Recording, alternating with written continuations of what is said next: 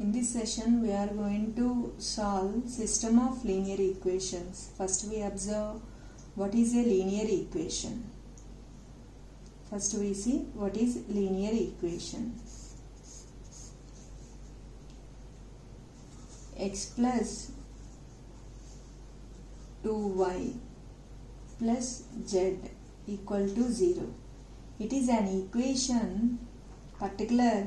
Here we are observing power 1. Linear equation in 3 variables x, y and z. This is one linear equation in the variables x, y, z. X plus 3 equal to 0. It is a degree 1 equation. So we are calling it as a linear equation in one variable x. Here also linear equation in 3 variables x, y, z. If we have like this x square plus 2x plus 3 equal to 0. Here x degree 2. That's why it is not linear equation, as it is of degree 2. We are calling it as quadratic equation. So up to now, by using iterative methods, we solve quadratic equation, degree 3 equation, as well as transcendental equations also we observe. By using bisection, regular, falsi, iterative and Newton-Raphson methods, we solve algebraic equations of degree 2, degree 3 and higher degree. Together with that, transcendental equations also we solve. Now, we are going to solve system of linear equations. Linear equations means degree 1 particular, not one linear equation. We are going to solve system. Means, example, x plus 2y plus z equal to 0. 2x plus 3y plus z equal to 4. And x plus 2y plus 5z equal to sum 4. Now this is one linear equation, another linear. On the whole, we are calling it as system of linear equations in 3 variables x, y, z. So we call this as a system of linear equations. Here our aim is how to find out solution to this system of linear equations. We need to find solution which satisfies all the equations. That type of solution called simultaneous solution. So here the topic is to solve this type of simultaneous linear equations. We are going to find out iterative methods. In our syllabus, 2 iterative methods are there. Those are Jacobi's iteration method, Gauss-Seidel iteration method. By using these methods, how to solve the system of simultaneous linear equations. Before going to enter into these 2 methods, one more point you have to observe. Mostly these iterative methods helpful to solve the equations in which leading diagonal elements should be greater than the remaining coefficients. Leading diagonal element means, for this system of equations, if we write down the coefficients of x, y, z, x coefficient 1, y coefficient 2, z coefficient 1. And here x coefficient 2, y coefficient 3, z coefficient 1. X coefficient 1, y coefficient 2, z coefficient 5. So suppose take this as a 5x so that it becomes a 5. So the coefficients of x, y, z from first, second and third equations are comparatively large compared to the remaining elements. 5 greater than 2 and 1, 3 greater than 2 and 1, 5 greater than the remaining 2. So if the leading diagonal, if the diagonal is large compared to the remaining elements, then we say that the system of equations as diagonally dominant system. diagonally dominant system means diagonal elements are more large compared to the remaining elements. That type of system called diagonally dominant system. To such type of system of equations, it is easy to apply these iterative methods. It is one of the point you have to remember. And before going to enter into solve the problems, we have to note down, we have to understand notation. X power n plus 1, y n plus 1, z in power brackets n plus 1. We call these as n plus 1th approximations of x, y and z. This is n plus, how to read this means, the meaning of x in brackets n plus 1 means this is n plus 1th approximation of x, and this is n plus 1th approximation of y, n plus 1th approximation of z.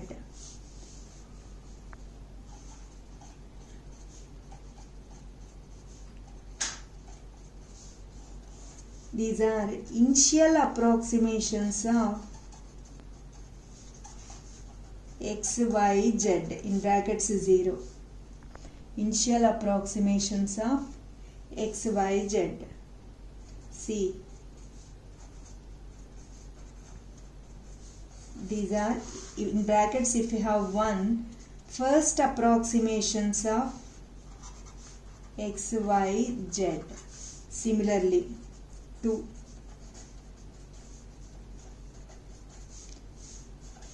Second approximations of x, y, z. From this I think you understand the notation we are following in solving the problems.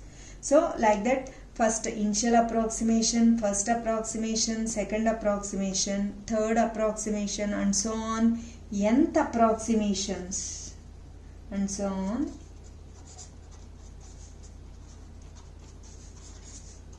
Nth approximations of x, y, z. After nth, we will get n plus 1th approximations of x, y, z. So in iterative methods, we find initial, first, second and so on nth approximations. If the successive approximations equal up to 3 decimal places, we conclude that as the approximate solution of the given system of equations.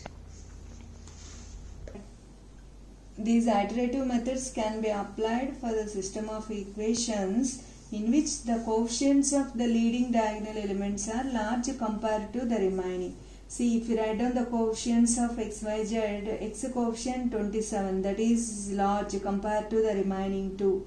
And from the third equation, coefficient of y is large compared to the remaining. And from this equation, coefficient of z is large compared to the remaining.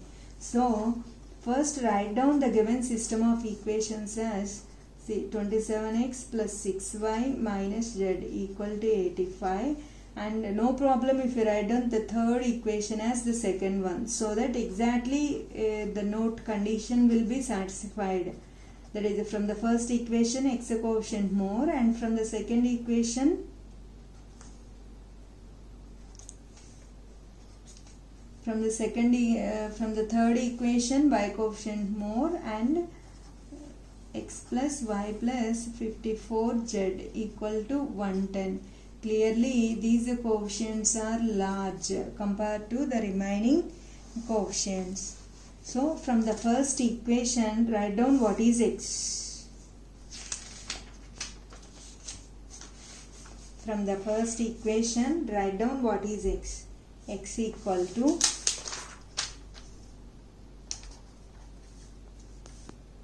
(85 minus 6y plus z). We are writing x, so 1 by 27. And from the second equation, note down y means 72 minus 6x minus 2z. We are writing y, so 1 by 15. And from the third equation, note down z. 110 minus x minus y. After writing what is x, y, z from the three equations, writing x, y, z from the three equations, as the problem is on Jacobi iteration method, we have to write down iterative formula corresponding to this set of equations. Means from this one. How to write down iterative formula from x, y, z means take here x as n plus 1th approximation, and for y n plus 1th, z n plus 1th. I am explaining how to write down iterative formula in Jacobi's method. Take this as n plus 1th approximations of x, y, z. Already we know that in iterative methods, n plus 1th approximations depends on nth approximation, and nth approximation depends on the previous, that means n minus 1th. Similarly, second approximation depends on the first approximation. First approximation depends on the initial approximation. So here n plus 1th approximation means it depends on the previous, that is nth approximation.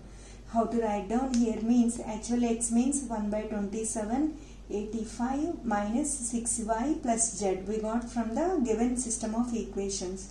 Here we are try to write down n plus 1th. N plus 1th means it depends on nth approximation. So take here nth approximation to y and nth approximation to z.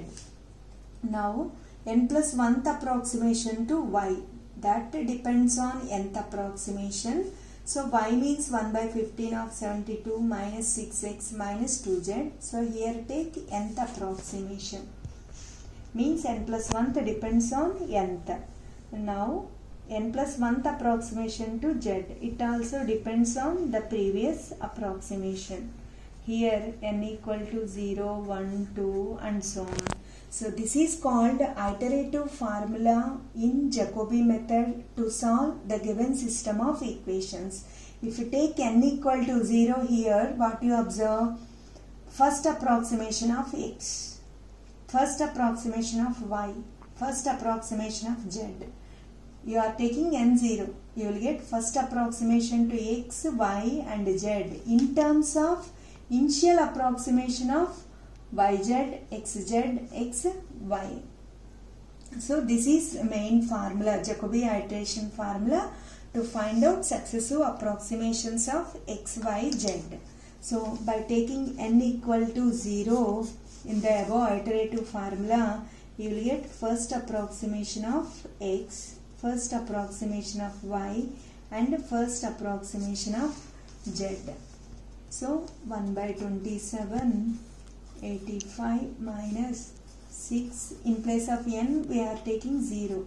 So initial approximation of y and initial approximation of z. And from this one, first approximation of y, 1 by 15, 72 minus initial approximation of x minus 2 into initial approximation of z. Similarly regarding z, 1 by 54, 110 minus initial approximation of x, initial approximation of y.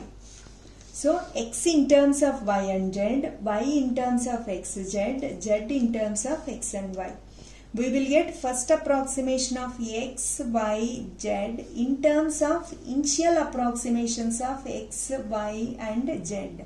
If you know initial approximations to y, z as well as x, means if you know initial approximations to x, y and z, you will get first approximations of x, y, z. How to take these values means in Jacobi method, take initial approximations as zeros. Take initial approximations of x, y, z as zeros. So if sometimes here in the problem just they ask solve system of equations using Jacobi iteration method. Sometimes in the problem they mention take initial approximations as so and so values. If they mention like that, take those values. If they didn't mention, blindly take the initial approximations as 0, 0, 0. So that if you take these as initial approximations, you will get the first approximation values as, in place of y and z zeros, you will get first approximation as 85 by 27. And here first approximation of y by taking x and z as zeros, you will get 72 by 15. And here x and y zeros, 110 by 54. These are first approximations of x, y, z. Using Calc, calculate these values also. 85 by 27. So 3.1481, and after the point, sixth decimal place is 5 or more than 5, round off the fifth one. Same like that of previous numerical methods we are following here also. 72 by 15, that is 4.8, and 110 divided by 54, that is 2.03704, because after 3 7 you have, that's why I rounded the fifth decimal place. These are the first approximations. Now if you take n equal to 1, so to do the remaining all calculation, this is the iterative formula. This is useful.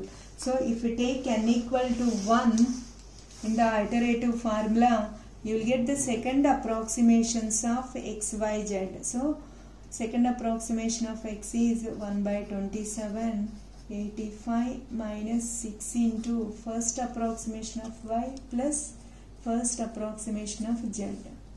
Now second approximation of y, 1 by 15, 72 minus first approximations of x and z. Second approximation of z equal to 1 by 54, 110 minus first approximation of x minus first approximation of y. Here first approximations depends on the initial approximation. Now the second approximations depends on the previous first approximations. So observe the formula and substitute these values. How to calculate this means, no need to again rewrite and substituting these values in place of first approximations. So without disturbing your Calc notes and pen, just keep like this and observe the equation and the values and do the calculation. How to do the value means, starting with the inner values. Here 85 minus 6 into first approximation of y, that means here present 4.8, plus first approximation of z, that is a 2.03704. You got the inner value divided by 27. That is a 2.156927. That means 2.15693. Note down like this. That is the second approximation. Now second approximation of y, 72 minus 6 into first approximation of x, that is 3.14815 minus 2 into first approximation of z, that is 2.03704. The inner value divided by 15, it is equal to 3.26913. Now second approximation of z, 110 minus first approximation of x, 3.14815 minus first approximation of y, 4.8. divided by 54. 1.88985. These are the second approximations. Similarly, if we take n equal to 2, you will get the third approximation of x, third approximation of y, and third approximation of z. No need to write down the whole set of values. Just observe these values and the iterative formula and write down directly the third approximation. Third approximation of x means x, one more point you have to observe, x in terms of y and z, x in terms of y and z. See, these are the third approximations. The whole third approximations going to be depend on the second approximations, okay. And afterwards, in iterative formula, clearly we observe x in terms of y and z, y in terms of x and z, z in terms of x and y. So, x going to be depends on the previous approximations of y and z. So, it's enough if you observe this equation. 85 minus 6 into 3.26913 plus 1.88985 divided by 27. 2.49167. And the next one, y value 72 minus 6 into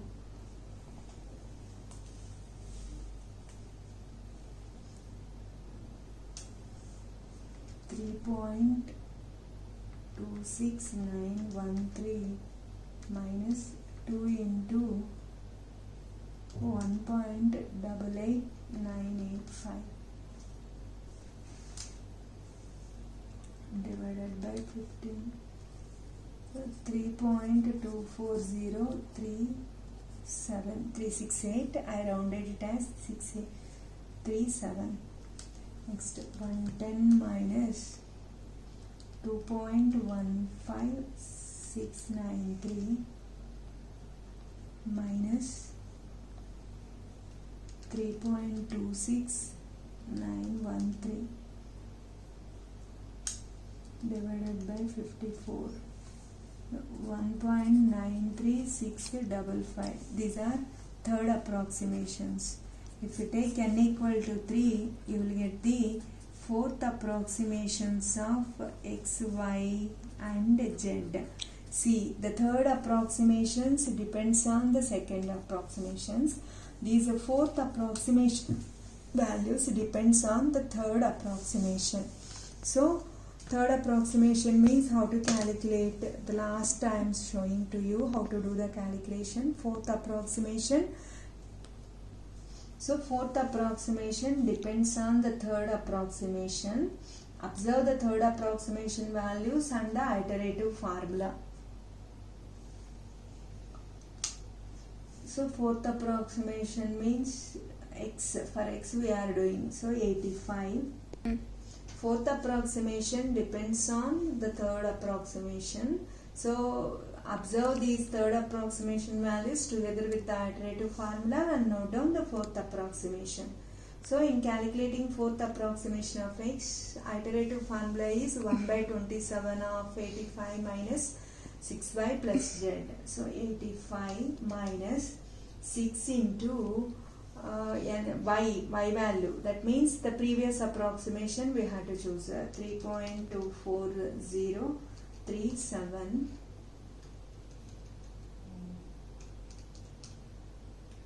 24037 plus 1.93655 divided by 27. 2.49979 you got. Now regarding y, fourth approximation, formula is 72 minus 6x. 6 into, regarding x we have to take third approximation, that is a 2.49617 minus 2 into z. Regarding z, third approximation 1.93655 divided by 15, 3.54333. Actually 33325. I rounded the fifth decimal place. Now regarding z, 110 minus x. Regarding x, third approximation 2.49167 minus y, 3.24037 divided by 54, 1.93089. If you observe the second and third, first approximations 3 point something, 4.8, 2.03, and clearly first and second approximations not coincide. And if you compare the second and third approximations, this is 2 point, 3 point and 1 point, and nearly somewhat coincide but not exact.